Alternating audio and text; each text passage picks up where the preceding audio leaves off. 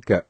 So as far as detailing the ground or the near ground area with some rocks and grass and also later a little bit of water down there, um, the first thing I did was just put some rocks in there, which is simple enough. I have a little library of rocks that I use. And so if I go into projects, rocks,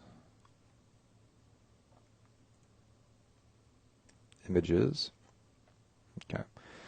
Um, so these are just different render tests with different rock elements that I have, and also just testing a water material.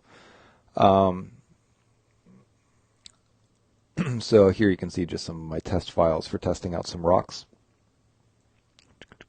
Make it a little bit bigger. So I have a library of rocks that I created textures for. I created sort of a wide variety of different rock materials that are assigned to these different rocks that I have. So I have like 16 different rocks and probably like 6 different materials with different textures on them. And then here I'm just have a test scene where I'm just testing out what they look like instanced onto the ground. And I have some smooth type rocks and some jagged type rocks. And so when I was working on this project, I decided to clean up my rock assets a little bit. But it's just, rocks. So rocks are easy enough to make. Smooth rocks are really easy to make if you just start with a sphere and use the move tool and ZBrush. You can make some smooth rocks. Jagged rocks take a little bit more time as far as sculpting them, but it's the kind of thing that, it's an asset that once you have, you'll just repurpose it. So there's more than enough tutorials on YouTube on how to sculpt a rock, so that's easy enough. Rocks are surprisingly challenging to sculpt effectively, but it's just, give yourself a weekend, make a few rocks, and you'll just have them and continue to reuse them. As far as the textures go, also really simple. On these rocks, I used rock textures from that I had. I think a lot of them are from cgtextures.com, and some of them are from Mayang, Mayang, which is another online texture site. So I have a bunch of different rock textures.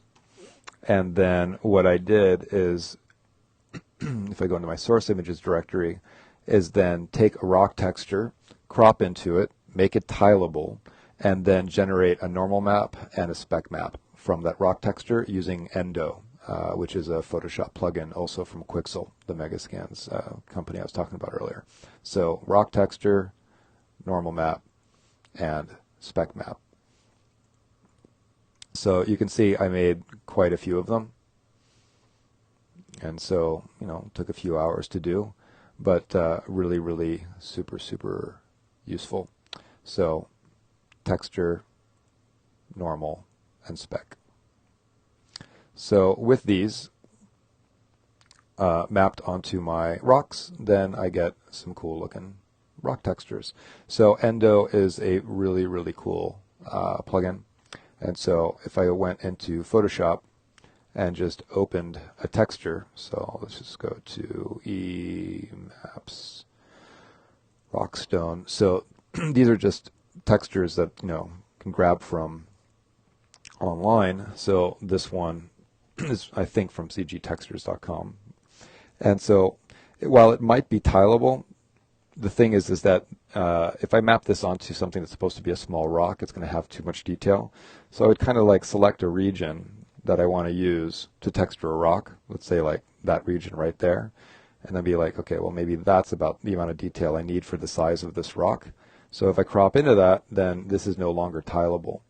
And then also for something, a rock that's not going to be very big on screen, then the size of this right now is a lot bigger than I would need. So if I size it down to just 1K, so 1024 by 1024, obviously I could still get really close to this rock on screen.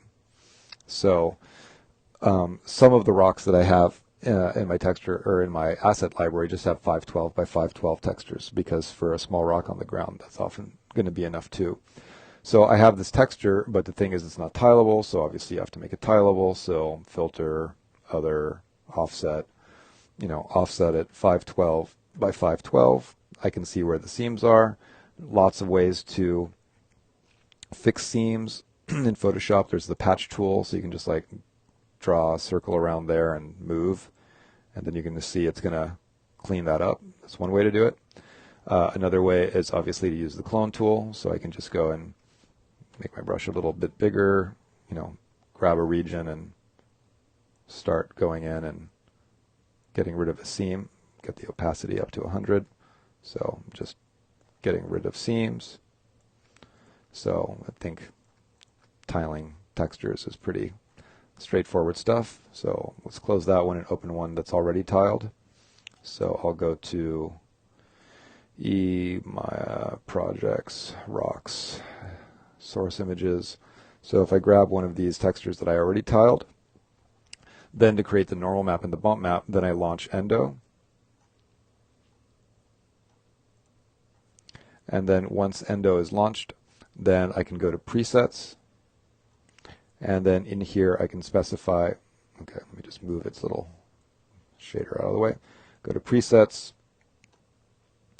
And then I use Megacliff for most of my rock textures as a preset. And then can I move this guy up? Nah, it's not letting me move this up, so you can't see, but basically at the bottom here, which is out of your view, but there's a little button that says Active Dock. So use this preset to convert a RGB photo to a normal map. And then I'm going to say it's tileable, and then from the Active Dock. And then now Endo is going to do its action script magic to create the conversion. And so I'm going to let it do its thing for a second. All right. So there's the normal map. And then I can make this a little bit larger. So left mouse button drag, right mouse button drag for the lighting, middle mouse button drag to rotate. And then based on this preset that it used, you can see that it creates all of these layers. And then the cool thing is you can go in and then just, go in and make adjustments to what it's doing. So I can say like, well, maybe it's the normal map's creating large details that are a little bit too heavy. So I could go, for example, and just like, if I just turn those off, I can see what that's contributing and how that would change the normal map inside here. So I can be like, all right, well, the big cliff one, maybe I just don't want it to have so much of an effect. The huge cliff one, maybe in there, but also maybe a little bit lighter. And so I can be like, what's cracks doing? Not much. Faint cracks, not much on this one. Deep cracks, that's definitely adding a lot of high frequency detail into this, but maybe I want the deep cracks to be a little bit stronger. And you get the idea. So it's an awesome plugin for designing normal maps based on photos. And then what's cool is that if you're then happy with that, I can then say, all right, well, now that's my normal map, but then I can click on convert, and then it'd be nice if I can move this. But basically, I want to create a spec map. And so it's going to take this normal map and then convert it to a spec map. And then again, I'll choose Active Dock, which is on the bottom here. You can't see it, but from Active Dock, now convert normal to spec. And then say Active Dock. And now it's going to go through and do its thing,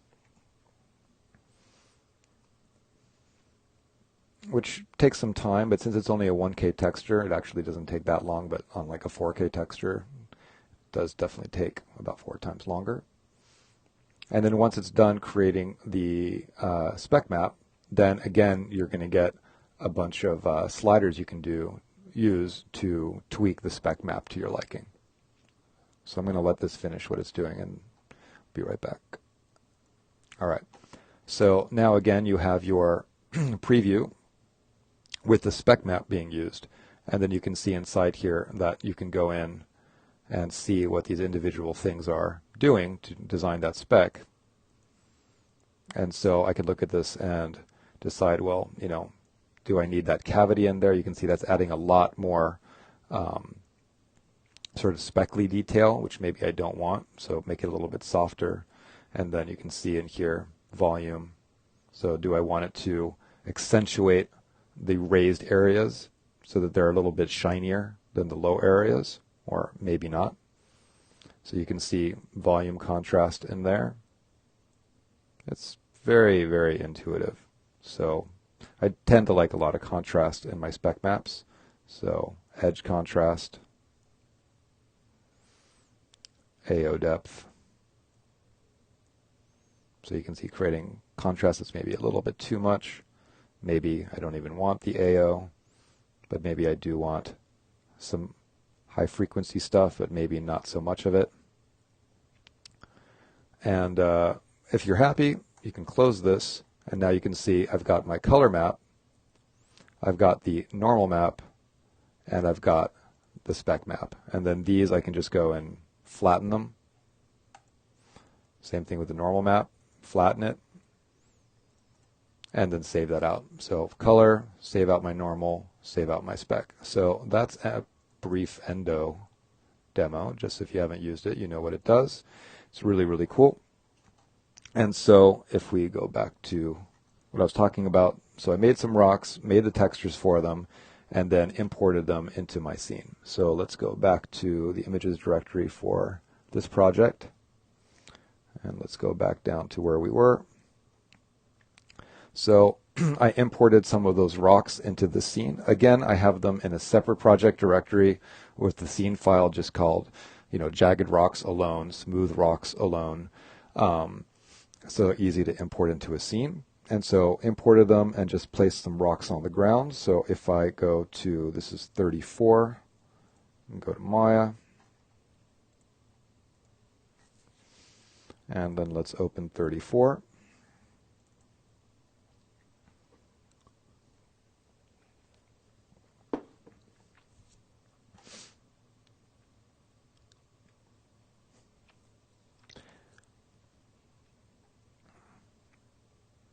All right. And so now that that's loaded, if I go inside here, I can see that rocks jagged I have down there on the ground. So let me just switch to another camera. And then basically just imported some rocks and put them on the ground. And then these rocks are things that have been decimated. So again, just to get them to not require displacement maps and normal maps. And for any one of these individual rocks, the rocks that I have are roundish, and so I just sort of scaled these to be kind of flat, so they look more like stepping stones in the scene. So simple, just placing some rocks.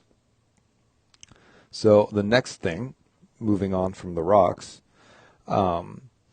is all of this grass that's inside here, which you can see is this stuff. And so let's talk about that next, but let's do that in a new chapter.